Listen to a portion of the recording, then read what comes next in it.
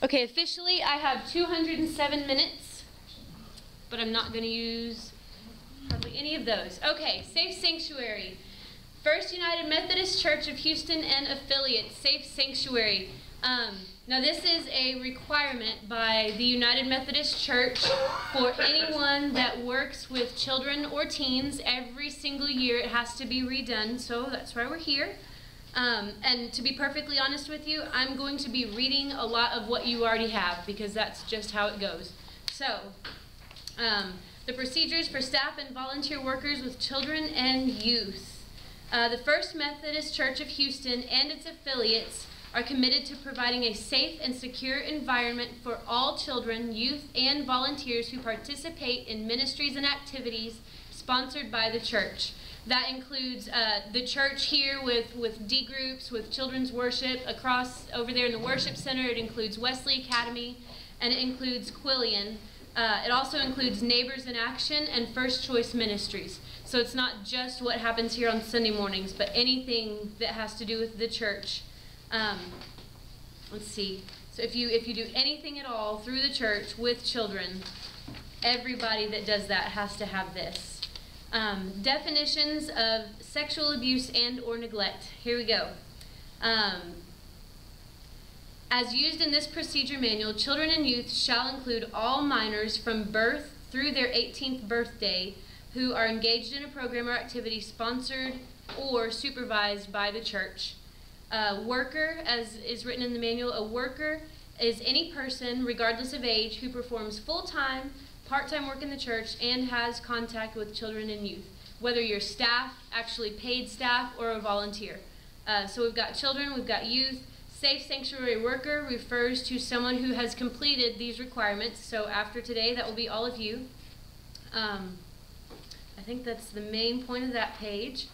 Requirements and standards. Submission of application, you're doing that right now. As soon as we're done with this, you can turn in that sheet to me and it will be official that you have completed your Safe Sanctuary. Each application also includes the criminal background check. That also includes your driver's license number and social security number, and we'll get on in just a minute why that's on there. For the most part, the driver's license doesn't apply to us except for checking your background. Let's see, members and volunteers of First United Methodist Church of Houston cannot become a Safe Sanctuary Worker until they have been a member of the First United Methodist Church for a minimum of 6 months, or one of the directors or the pastor has decided that it's okay for you. So you have to have a personal relationship with them for them to say that you can. Any person who has not met all of the background check requirements may not work with children and youth. Any person who has not met all of the training requirements may not work with children and youth. And a person desiring to work with children or youth is required to attend Safe Sanctuary training and fill out the participant covenant and turn it in. Let's see. We're going to flip right through this. Any person who, and this is one of the questions on there, I believe, any person who is a survivor of child abuse must meet with the appropriate director to discuss, your involvement with children and whether or not that's safe for you. Adult supervision will be required at all times for workers under 18. So any of the high school students we have, they are required to have supervision from an adult in the room. Prohibited workers. No person who has been convicted of, placed on regular or deferred adjudication, received pretrial diversion, pled guilty, or pled nolo contendere to any offense involving sexual contact or physical abuse with a child or youth may work with any child or youth. There you go. That seems pretty obvious. All workers will undergo a criminal background check and a motor vehicle records check at least every 2 years. And for whatever reason, they are requiring it every year now. So that, let's see, rules of behavior, team approach, here we go. In all instances where 2 adults are not present, an open door policy will be observed. Now what this means is for our classrooms, generally speaking, we want to have 2 people, 2 adults, or an adult and a teenager, 2 volunteers in a room at the same time. If for whatever reason that is not possible, I know kindergarten has 1 teacher, a lot of the elementary rooms just have 1 teacher at a time. but the doors need to stay open. And the reason being that people that can walk by, they can see what's going on, they can hear what's going on. It protects you and it protects the kids. Really, it's to protect you. We don't think you're going to do anything, but that way nobody else can say that you had your door shut and I don't know what was going on. So if you are in the room by yourself with a whole bunch of kids, you leave the door open all the time. I think for the most part we leave our doors open all the time anyway, aside from sometimes the babies and toddlers if they're trying to sleep. Let's see, line of sight. That would mostly affect the toddlers and the preschoolers. Toddlers, we have all the rooms right there that are connected. You can still see and hear across the hallway. Preschoolers, we've got the 2 rooms that connect with each other, so that takes care of the line of sight thing.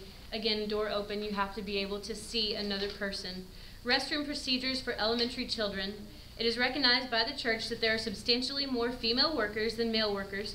Because of the large number of female workers versus male, it will be necessary for female workers to take male and female children to the restroom. A male worker is never allowed to take female children to the restroom. You are encouraged to accompany younger children to the restroom, keeping in mind the 2-adult rule and team approach. Only adult workers may accompany a child to the restroom, and then only after notifying another person, another safe sanctuary worker. At the teacher's discretion, children in 3rd through 5th grade may go to the restroom with a buddy of the same sex. So when they're in here, for example, we let them walk down. Preschool and toddlers, y'all have restrooms attached to your rooms, so that takes care of that. Let's see. Host family, it talks about if the kids go to somebody's family for an event. We don't really do a whole lot of that, but that is included on here also. Host family must complete the background check and safe sanctuary just like you guys. Parental permission to be able to leave anywhere with any of the kids.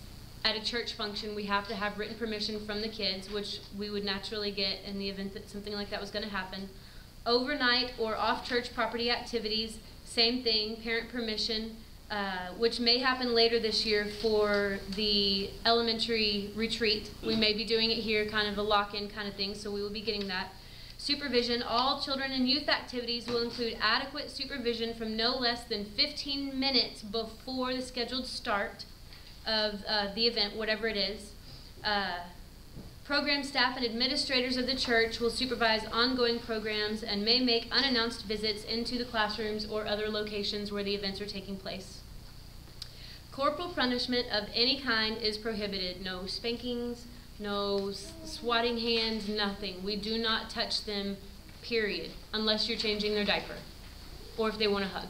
No touching them at all for any type of punishment. That's the rule.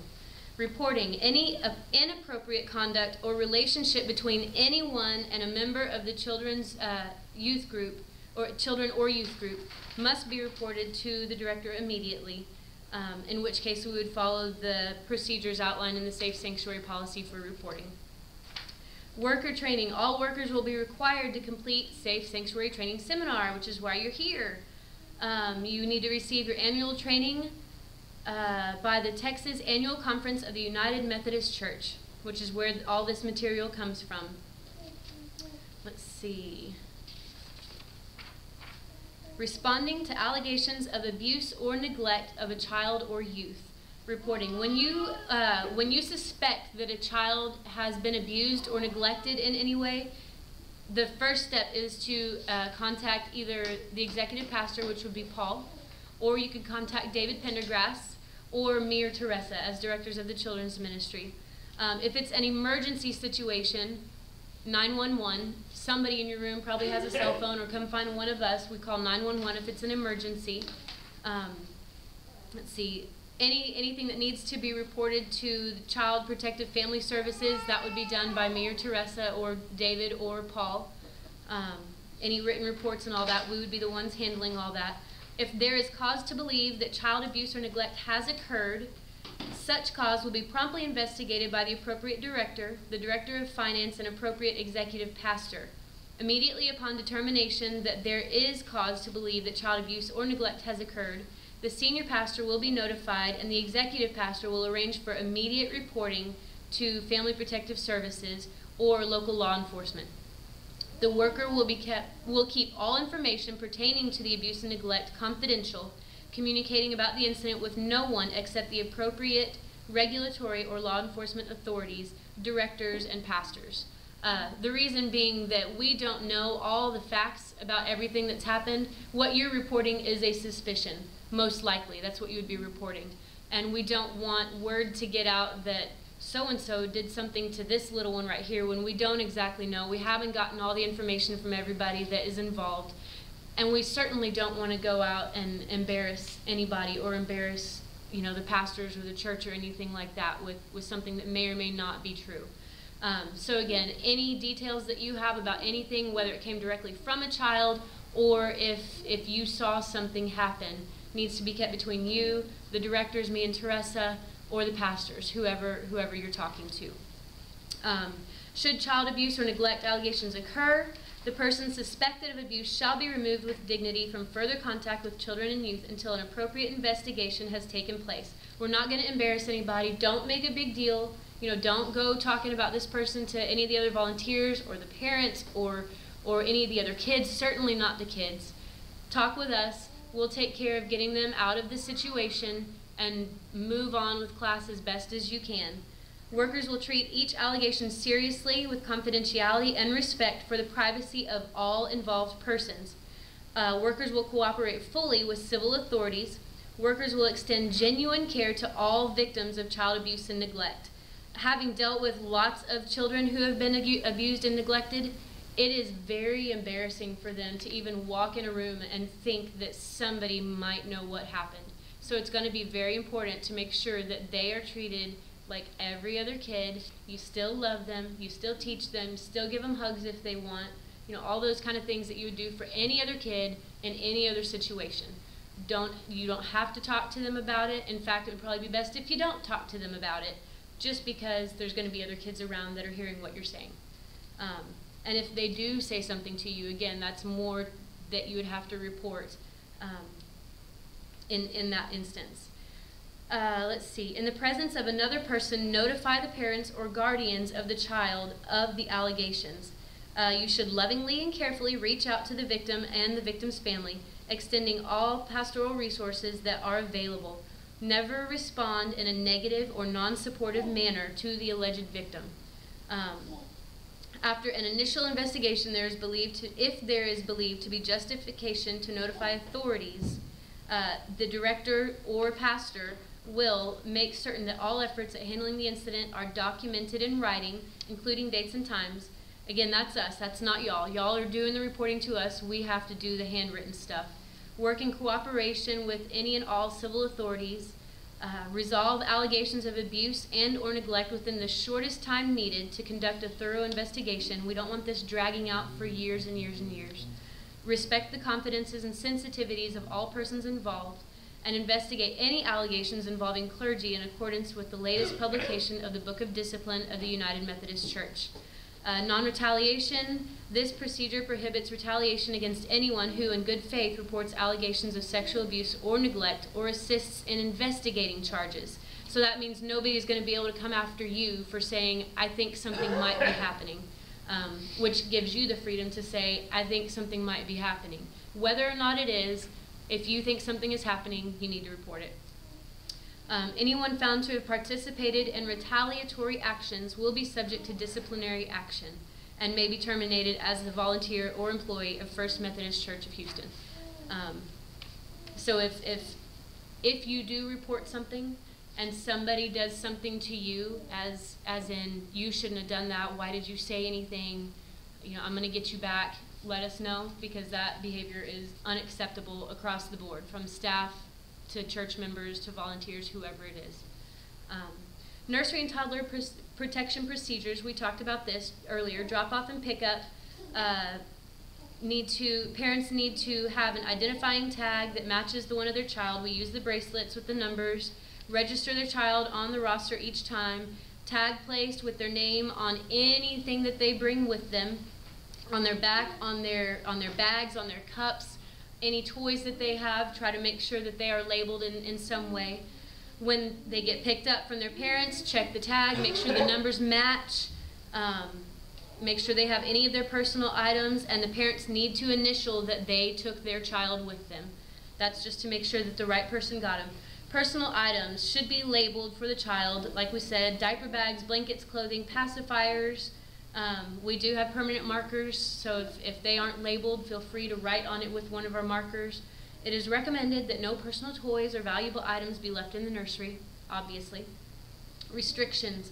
Only trained assigned workers will be allowed in the nursery or toddler areas. And that means specifically in the rooms. Parents, of course, are allowed to walk back there. We even occasionally have visitors that walk back there that want to see what the nursery looks like. That's okay. They are not allowed to come into the classrooms where the kids are beyond the gates. And we are, I think all the rooms that we're using have gates now in the nursery area. So they're not allowed to come into the gated area just because it's more chaotic and dangerous for the kids if there are more people in there that you don't necessarily know. No worker may remove a child from the nursery or toddler areas. No one may claim, and that means like don't take them out into the parking lot. This whole building is our area, so anywhere in here is pretty much safe. If you need to take them on a buggy ride to go see the fish tank, that's okay. If you need to go to the playground, that's okay. It just means don't take them, to go check out the swimming pool at Quillian. Don't take them over to the parking lot unless we're doing the lesson where you write on chalk on the ground. That's, all of those things. Let's see. You can claim a child from, no one may claim a child from the nursery without the tag, but if that is missing, because, they like to pull them off, then we have to check the parent's ID. That would be mine or Teresa's job. If you have a parent that doesn't have the proper identification, call us. We will check their license against the name that's listed, check phone numbers, all that kind of stuff. Check the kids' registration papers if we have to from what we have saved. We just need to make sure that all the kids go to the right people, of course. The nursery and toddler areas will follow the team approach, as we talked about earlier. 2 adults in the room, door open, line of sight if there's only 1 adult. All nursery and toddler area workers are subject to the requirements of the safe sanctuary procedures, all of this. Restroom procedures, we already talked about that. Going right through this quickly. Transportation. Now we have not had any reason for this in the last 3 years, except for the elementary retreat. So we'll say it anyway. Vehicle requirements, if you do take a child off the campus, let's see, whether it's a vehicle that you own or a vehicle leased by the church, the vehicle needs to be in good running order and possess a current registration plate, safety inspection sticker, and passenger restraints. All the seatbelts have to work. All vehicles need to have insurance coverage as required by Texas state law. All vehicles will be multi-passenger. No motorcycles, scooters, or mopeds will be allowed. No vehicle will be allowed to carry more than the passenger capacity as specified by the vehicle manufacturer. And that would include, and I'm sure they didn't put it in here because we don't usually take kids that need car seats, but if they're small enough to need a car seat, you have to have a car seat for them, even if it's just the little booster seat. Qualification of drivers. Drivers will be workers or parents. Parents of children that are participating or licensed commercial drivers. Quillian has some buses that they use, and there's some people in the church are licensed to drive those to pick up people, so they would be included on this. You have to have a current valid state driver's license with the classification for the vehicle driven. So if you drive a car, you can't necessarily drive the 50-passenger bus just because the church needs a driver. You have to be at least 21 and not older than 75 to be able to carry kids to events. All drivers who are workers will be subject to periodic checks of their motor vehicle record. All drivers may be required to provide a copy of their driver's license and insurance policy. General rules: no tobacco, no alcohol, or any other substance that affects your ability to drive unless it's prescription drugs while you have kids in your car. Unless otherwise approved by one of the directors and the parents are informed, all transportation for these procedures will begin and terminate at the church property. Any event that we go will start here and end here. I know the youth does that a lot. They pick up their kids here, they drop them off here every single time. All drivers will obey traffic laws. Absolutely no speeding or reckless driving is allowed. Failure to do so will disqualify you from driving church-related activity vehicles in the future. Signed parent permission forms will be obtained for each child or youth, and they will be carried with you